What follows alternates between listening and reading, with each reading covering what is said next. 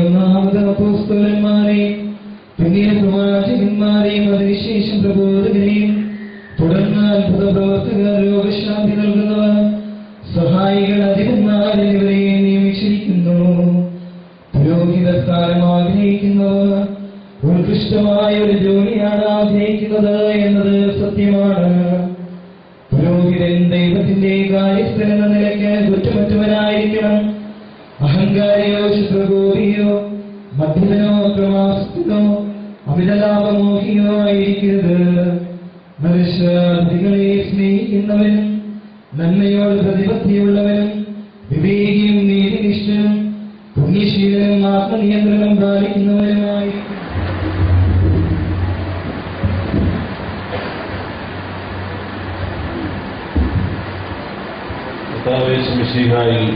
നമ്മുടെ സഹോദര നിരുപമനായ ദൈവത്തിന്റെ ശുശ്രൂഷയ്ക്ക് സമീപിക്കുന്നതിന് നീ മനസ്സ് വച്ചിരിക്കുന്നു.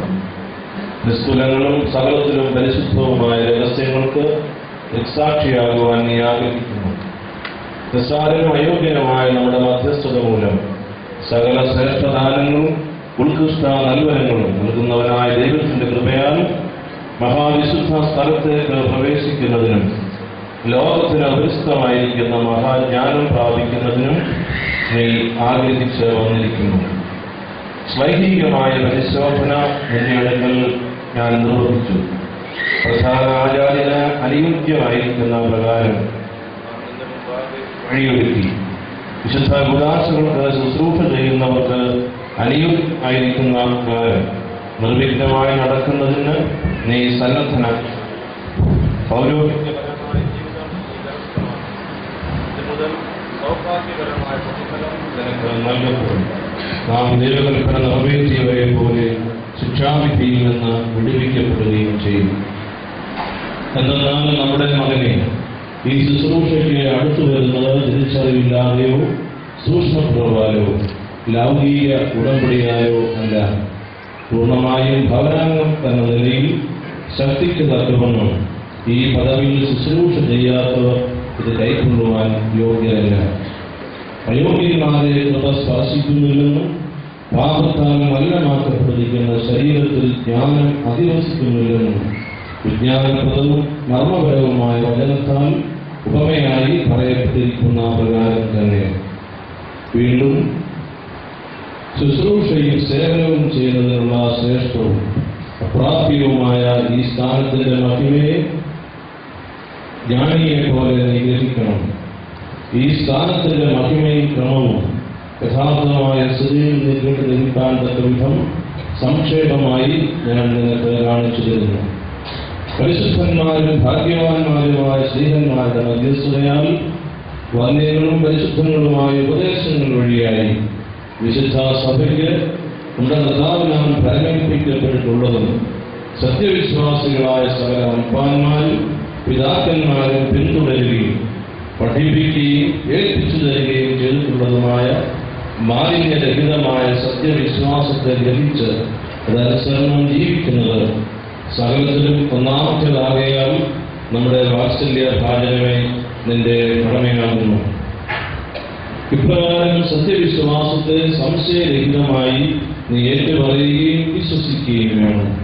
നമ്മോടുകൂടെ ശിഷ്യനെ പോലെയും ഈ വിശ്വാസം പ്രസംഗിച്ചിട്ടുള്ള വിശുദ്ധ സ്ത്രീഹന്മാരുടെയും ഈ വിശ്വാസത്തെ ഉറപ്പിച്ചിട്ടുള്ള മൽപ്പാന്മാരായ പിതാക്കന്മാരുടെയും വ്യതിചലിക്കാത്ത പിൻഗാമിയെ പോലെയും ഈ വിശ്വാസത്തെ മറ്റുള്ളവർക്ക് ഏൽപ്പിച്ച് കൊടുക്കുകയും വേണം. വിശുദ്ധ സ്ത്രീഹന്മാരും മൽപ്പാന്മാരും എന്ന് വെച്ചാൽ ഒന്നാമതായി അപ്പോസ്തല സമൂഹത്തിന്റെ തലവനായ പത്രോസ് ശ്ലീഹായും അദ്ദേഹത്തിന്റെ സഖികളായ സ്ത്രീഹന്മാരും അവരുടെ പിന്നാലെയുള്ള സുവിശേഷകരും ആകുന്നു. അവരോടുകൂടി തേജസ്സുറ്റ ഇഗ്നാത്തിയോസും മഹാനായ ദിവന്നാസിയോസും റോമായിലെ ശ്രേഷ്ഠനായ യൂലിയോസും പ്രശസ്തനായ അത്താനാസിയോസും മഹാന്മാരായ ബസേലിയോസും ഗ്രിഗോറിയോസും ബുദ്ധിമാന്മാരായ ഈവാനിയോസും കൂറിലോസും റോമായിലെ ശ്രേഷ്ഠനായ ലേവോനും തന്നെ.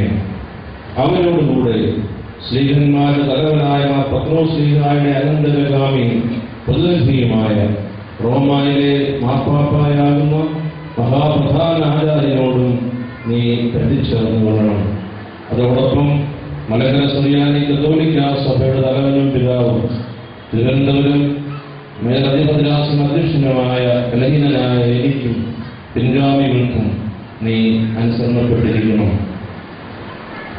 ജീവൻ സമ്പാദിക്കുവാൻ സംഗതിയാകുന്ന വിശ്വാസത്തിൽ സൂക്ഷ്മതയോടുകൂടി നിന്റെ ആത്മാവിനെ നേടണം. ദിവ്യങ്ങളായ വിശുദ്ധ ഉദാസങ്ങളെ ശുശ്രൂഷിക്കുന്നവർക്ക് യോഗ്യതമായ പുരോഗതി നടപടികളിൽ വിശുദ്ധിയോട് നിഷ്കർമ്മഷമാവണ്ണവും നീ വ്യാപരിക്കണം. ശിക്ഷണരഹിതമായ നടപടികളിൽ നീ ഒട്ടും തന്നെ ഏർപ്പെടരുത്. അവ പാപവികാരങ്ങളിലേക്ക് നയിക്കുന്ന അവ്യവസ്ഥയുടെ മാതാവാകുന്നു. നേരെ മറിച്ച് നീ സുസ്ഥിര ബുദ്ധിയാൽ ആത്മീയ ശുശ്രൂഷയ്ക്ക് സന്നദ്ധനായിരിക്കണം. മഹാനായ പൗലോസ്ലീഹ ഖണ്ഡിതമായി പഠിപ്പിക്കുന്ന പ്രകാരം സ്വർഗരാജ്യത്തിൽ നിന്ന് നിന്നെ പുറത്തേക്ക് തള്ളിക്കളയുവാൻ ഹേതുവാകുന്ന അതിഭക്ഷണത്തിൽ നിന്നും വിഷയാസക്തിയിൽ നിന്നും മദ്യപാനത്തിൽ നിന്നും നിന്നെ തന്നെ സൂക്ഷ്മതയോടെ കാത്തുകൊള്ളണം. നീ വാഗ്വാദപ്രിയനും കോപിഷ്ഠനുമായിരിക്കരുത്. ശാപവും പ്രാക്കും വഴിയായി ആന്തരികമായ വിധത്തിലോ പ്രതികാര ബുദ്ധിയിലോ ആരെങ്കിലും അപമാനിക്കുകയോ അടിക്കുവാൻ നിന്റെ കൈ ബന്ധപ്പെടുകയോ അരുത്. അതിപലിശ, അക്രമമായ കരാറുകൾ, മർദ്ദനം, ശാപകരമായ അപഹരണം ഇത്യാദി ആചാര്യ സ്ഥാനത്തിന് യോഗ്യമല്ലാത്ത യാതൊന്നിനോടും നീ സമീപിക്കരുത്.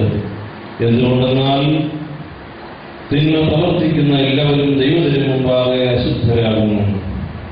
ദിവ്യരഹസ്യങ്ങളുടെ പരികർമ്മിയും ഭവനാധികാരി എന്ന നിലയിൽ നിന്റെ എല്ലാ പ്രവൃത്തികളിലും ജാഗരൂകതയുള്ളവനും സൂക്ഷ്മതയുള്ളവനുമായിരിക്കണം. നിനക്ക് വേണ്ടി ആരുടെ മുമ്പാകെ ശുശ്രൂഷിക്കുന്നുവോ ആ ജനത്തിനു വേണ്ടി ദൈവത്തിന്റെ പക്കൽ നിരന്തരമായ പ്രാർത്ഥനകളിലും അപേക്ഷകളിലും ദണ്ഡനമസ്കാരങ്ങളിലും നീ ഏർപ്പെട്ടിരിക്കണം. അജയ്യമായ ആയുധമെന്ന പോലെ ബലമുള്ള നോമ്പിന് നീ സന്നദ്ധനായിരിക്കണം. മഹത്വമുള്ള കിരീടത്താൽ നീ അലങ്കരിക്കപ്പെടുന്നതിനായി സഖികളെ എന്ന പോലെ അതിഥികളെ സ്നേഹിക്കണം. ഞാൻ സൗമ്യനും ധാരണയുള്ളവനുമാകുന്നു.